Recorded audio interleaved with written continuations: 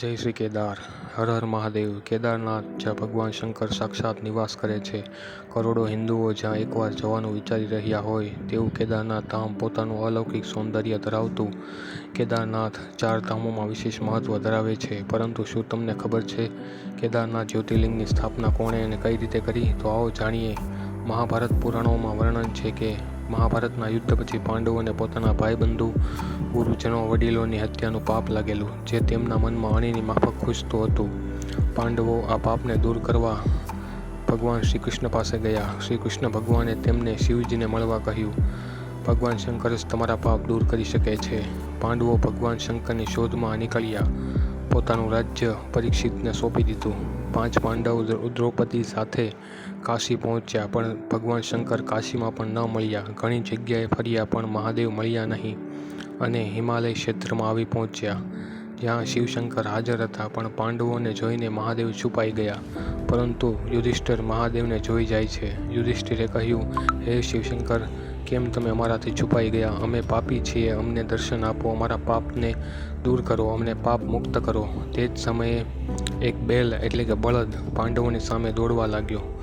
ભીમે બળદનું પૂંછડું પકડ્યું. બળદનું માથું પથ્થરોમાં ફસાઈ ગયું.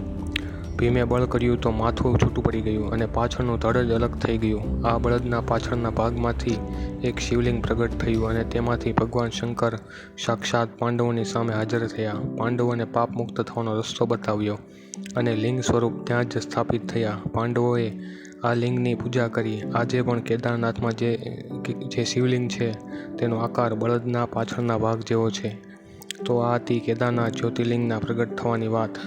આથી જ અહીં દર્શન કરનાર દરેકના પાપ દૂર થાય છે, મોક્ષની પ્રાપ્તિ થાય છે. હવે જોઈએ કેદારનાથથી જોડાયેલા રહસ્યો. આ મંદિર 6 મહિના બંધ અને 6 મહિના ખુલ્લું રહે છે. જ્યારે મંદિર બંધ થાય છે ત્યારે 6 મહિના માટે એક દીવો પ્રગટાવવામાં આવે છે.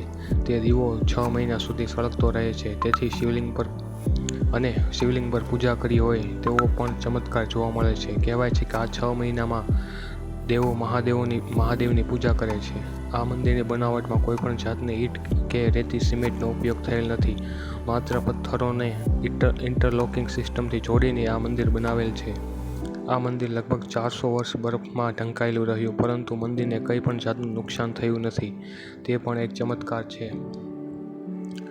2013માં જે ભયાનક પૂર આવેલું ત્યારે ઉપરથી એક મોટો પથ્થર મંદિરની પાછળ આવી અટકી ગયો, જેને આજે ભીમશિલા તરીકે આપણે ઓળખીએ છીએ.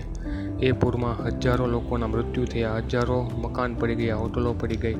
છતાં પણ આ મંદિરને કશું જ ન થયું. અને આ પથ્થર જે વિશાળકાય છે એ મંદિરની ઉપર જો પડ્યો હોત તો મંદિરનો કચ્છળ ઘાણ નીકળી ગયો હોત, પરંતુ મંદિરને પાછળના ભાગમાં આવીને અટકી જવું એ પણ એક ચમત્કાર જ છે.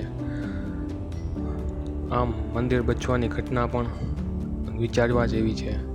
ઘણા ભક્તોને અહીં મહાદેવના હોવાનો ભાસ થયો છે. કોઈ અલૌકિક શક્તિ છે જે આ મંદિરને ઉર્જા પાડી રહી છે. ઘણા વૈજ્ઞાનિકોએ અહીં આવી સંશોધન કરેલ છે.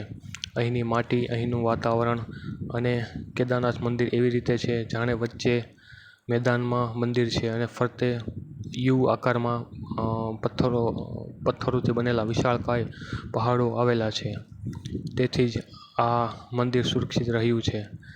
તો આ તો કેદારનાથ ધામનો ઇતિહાસ અને તેની અમુક રોચક વાર્તાઓ. મિત્રો, વિડીયો ગમે તો લાઇક, શેર અને સબસ્ક્રાઈબ કરો આપણી ચેનલ જાણ્યા જેવી વાતો. અને જીવનમાં જો બની શકે તો એકવાર વિડીયો ગમે તો લાઇક, શેર અને સબસ્ક્રાઈબ કરજો આપણી ચેનલ જાણ્યા જેવી વાતો.